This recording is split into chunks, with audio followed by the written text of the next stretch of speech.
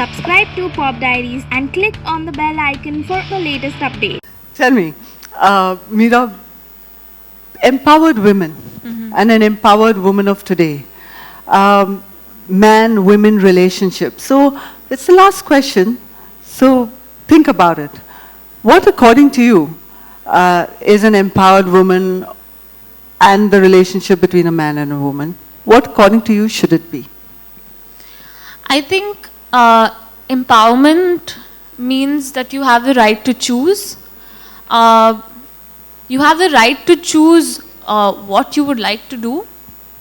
So it is my choice if I want to be at home, and it is someone else's choice if they want to be a working mother. But both are equally valid, and neither of them should be shamed.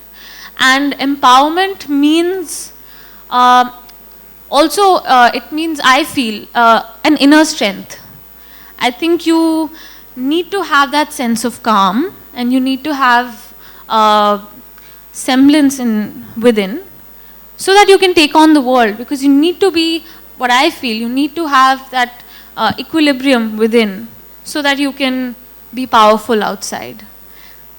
Lovely. And yeah, and I feel that the relationship between a man and a woman, I mean, feminism today, feminism isn't woman versus man. It's men and women together. It's about equality.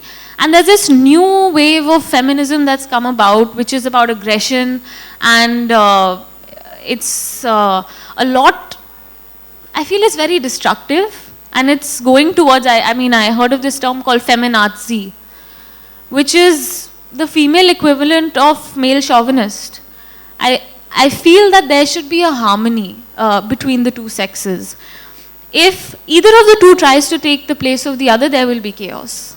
And there just needs to be a harmony and a sense of equilibrium between the two.